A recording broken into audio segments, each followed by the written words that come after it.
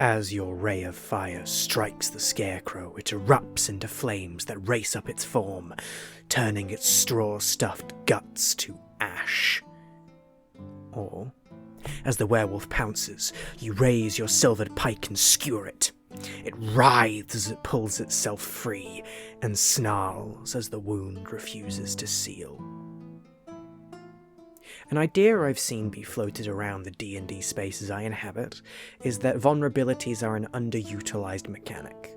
So underutilized, in fact, that 30 of the 117 monsters with a vulnerability are vulnerable to bludgeoning damage alone. That's 25%. That is 117 monsters with any kind of vulnerability on D&D Beyond marked as official content out of 2,890 monsters. That's 4% of monsters that have a vulnerability. Vulnerabilities are seen as a way to reward a player's character-building decisions to take a variety of damage types or go all in on a handful, in much the same way immunities punish building towards any one damage type. They also make monsters more interesting to fight, as either finding out what the monster is vulnerable to or figuring out how to deal that damage to it can turn an otherwise bog-standard encounter into a puzzle for the players to solve. So, why aren't they used more? Well, in 5e, vulnerabilities are a flat 100% increase to the damage dealt, while in prior editions there were degrees to immunities and vulnerabilities. Now we just have normal damage, half damage, no damage, double damage. And in many ways this is a good change. It helps you work damage out on the fly, especially with how damage numbers have generally gone up with each successive edition. But it can lead to vulnerabilities being too punishing, to the point that the 2014 DMG actively recommends against using vulnerabilities, and instead considers simply lowering the monster's hit points. And honestly, while I agree that monsters lacking vulnerabilities makes the game less interesting, I also think vulnerability in and of itself is a boring answer to the problem presented, at least on its own. For example, does the skeleton's vulnerability to bludgeoning damage make it any more interesting to fight in-game? Not really. It makes martials that do bludgeoning damage like monks or a maul-wielding fighter feel good, but doesn't add a new dimension to facing skeletons. You just hit harder. Now, this is normally where I turn around and present my preferred fix for this problem, but honestly, I don't really need to, because my preferred solution to the problem of vulnerabilities is monster weaknesses, traits that interact with damage types in ways that go beyond increasing the attack's damage, and 5e already has that.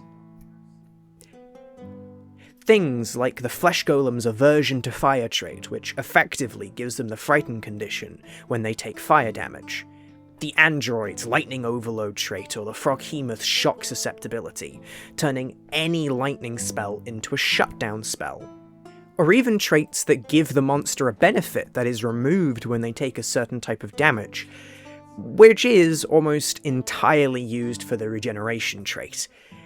The only other example I can think of is the zombie's undead fortitude trait being disabled by critical hits and radiant damage, the Cavefish's flammable blood trait, that gives them vulnerability to fire damage when they're bloodied, potentially completely changing the party's tactics as the fight draws to a close. The Autognome's malfunction trait, or the Troll's variant loathsome limbs trait, both of which encourage buffing someone to make big swings rather than loads of smaller swings. These traits don't even need to be about dealing damage. The animated armor's anti-magic susceptibility, turning Dispel Magic into a control spell and completely changing its function in a fight.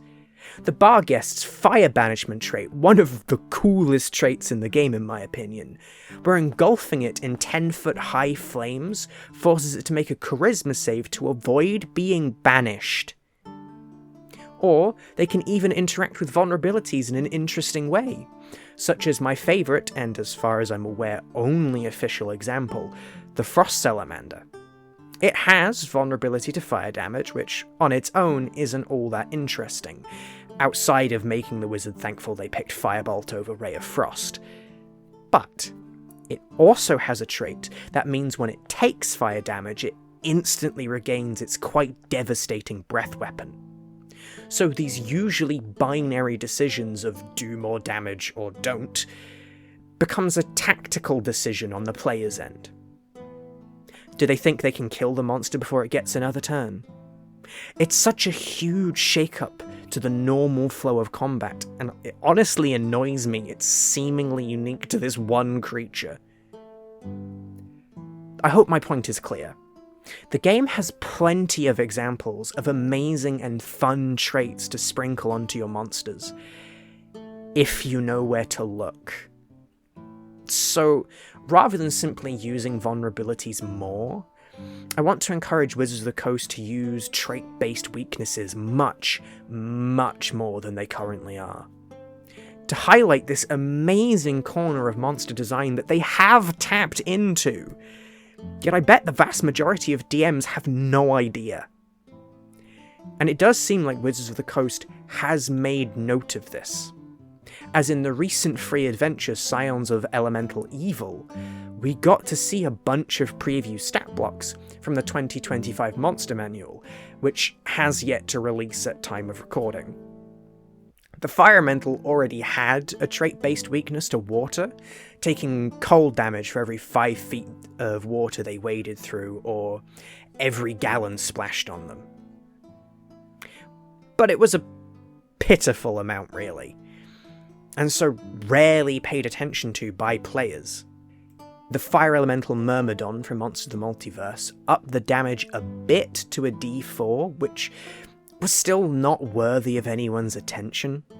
And while the new Fire Elemental's water susceptibility is still only a D6 of cold damage, it is now paired with a vulnerability to cold damage. So effectively 2d6 cold damage, which now makes using Create Water, for example, and dousing them, or throwing a barrel of water at them, a worthwhile action. Why? Well, because they take the cold damage on impact, and when they move in the area you have now created, making it better than spike growth against these elementals.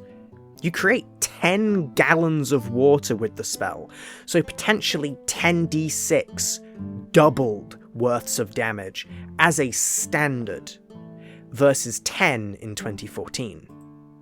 This adds value to an otherwise fairly niche spell, and adds depth to the game by rewarding players for being prepared, which I think is a welcome change. Rather than now throwing around examples of a rework or a completely new mechanic, I'm just going to throw my hat into the ring and talk about a type of weakness trait I came up with that I have yet to see in any official publication.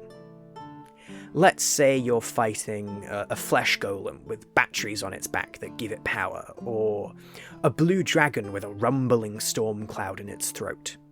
They are both immune to lightning damage, but when they take a certain amount of lightning damage before applying any resistances or immunities, it triggers a special effect, as there is too much built-up energy for them to contain, such as the lightning damage being converted into force damage as their battery expels the energy, or the dragon's breath weapon being forcibly expended. A weakness to something the monster is usually unaffected by if you push them far enough. Thus, turning characters who are usually completely useless against these type of enemies into wildcards, with the potential to do nothing or be devastating. Hey, if you enjoyed the content of this video, stick around. We're a newly formed TTRPG design duo, and I'm hoping to make a few more videos talking about monster design for D&D 5e, both my own and the design of the new monster manual when it comes out. The next video will be talking about the monster creation rules in the new DMG, why they aren't fit for purpose, and why I love them anyway.